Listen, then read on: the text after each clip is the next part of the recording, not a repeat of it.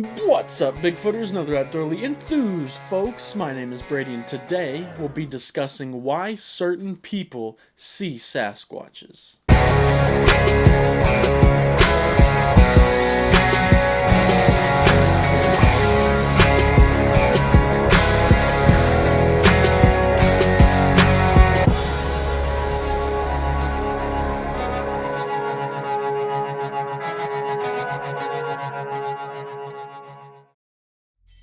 So a couple of weeks ago, I posted a little question on my Facebook asking what videos you guys wanted to see next. And there were quite a few good answers in there, but my favorite was this question asking, why do certain people seem to encounter Sasquatches? I ask these sort of interactive questions all the time over on my Facebook page, so if you would like to be a part of that for future videos, be sure to go like my Facebook. But now, back to the topic at hand. Now, first and foremost, all kinds of people see Sasquatches. People from every different career path, every walk of life, every single group of person that you can think of, chances are somebody in that group has had a sighting or an encounter with a Sasquatch, or at least reported one. And most sightings, in my opinion at least, do not get reported, so that even adds more encounters that have happened that just have not been reported. But this particular question pertains to why certain people seem to encounter Sasquatches frequently or somewhat frequently. There's a lot of people in the Bigfoot community that claim to have encounters or interactions with Sasquatches like almost every time they're out in the woods. And my guess or thesis statement for this video is that the majority of those people are either mistaken, lying, or just plain wrong. And before we really dive into this topic, I'm just going to preface it with, this is all my opinion. Pretty much everything I say in this video is my opinion, so take that with a grain of salt. I'm most likely wrong about most of the things I say, but most of the things I say in this video are based on my opinions, and those opinions are based off of my experience and based off of the evidence that I deem credible. So just keep that in mind throughout this video. Alright, so now back to the topic. Some researchers in the Bigfoot community claim to have encounters or interactions with Sasquatches very often, pretty much every time they're out in the woods.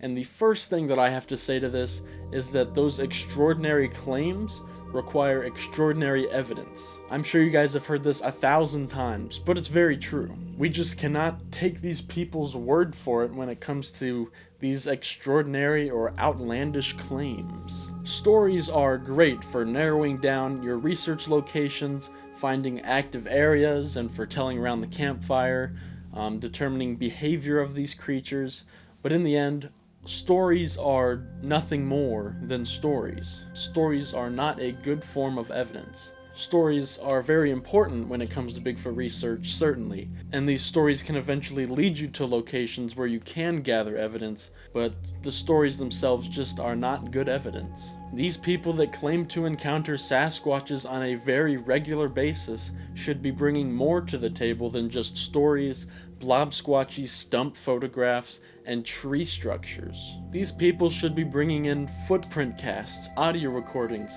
better photographs, possible DNA samples. If they're encountering these things every time they're in the woods, they should be bringing back well-documented evidence of these claims.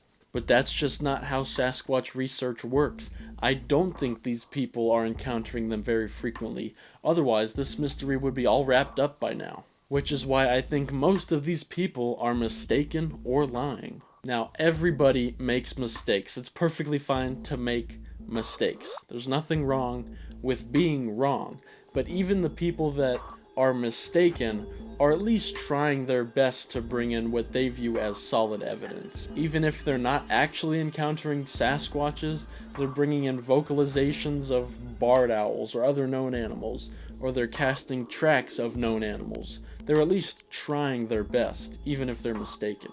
But what you'll find with a lot of these peoples that I don't believe are mistaken is all they bring back are stories. They don't even attempt to bring back solid evidence. So unfortunately, I think most of the people making these claims are simply lying. I don't see why a Sasquatch, this elusive animal that's trying to remain hidden, would show itself over and over again to a particular person, and then if that is happening, I don't see why that person wouldn't be bringing in solid evidence. With that said, I do think it's possible to encounter them somewhat frequently at least more frequently than average, if you set up like a research or interaction site, the type of site where you can become predictable to Sasquatches. If you are encountering Sasquatches frequently in a particular area, I would say definitely keep that spot a secret.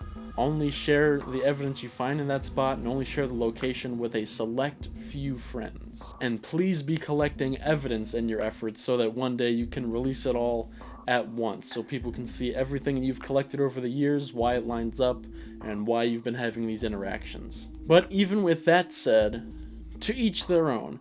If you are encountering these things very frequently, but you don't talk about it very much, you don't share evidence, and you want to keep these things private, and you want to protect them, you want to make sure it's a secret, and you're trying to protect these things, I just can't argue with that.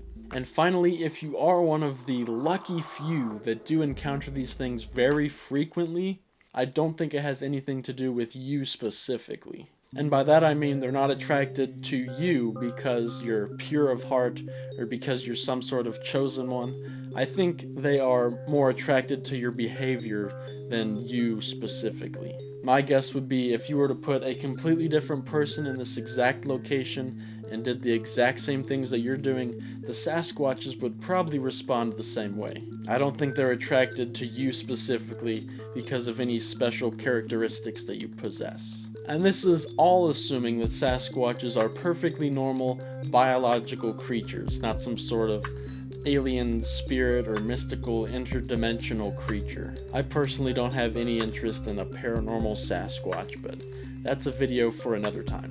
So if you're coming back with these stories and saying you don't have evidence because the Sasquatches told you not to collect evidence and because they only show themselves if you don't have a camera, then frankly that's just a lousy excuse. This is all my opinion, and I'm probably wrong about a lot of the stuff I say in this video, and a lot of you out there are inevitably going to disagree with me, and that's perfectly fine. I would love to hear your thoughts about this topic in the comments. Perhaps you'll persuade me to have a different perspective on all of this. And even if not, at least we're getting in some good Sasquatch discussion. So, you just can't go wrong with that. That's a lie. You can totally go wrong with that.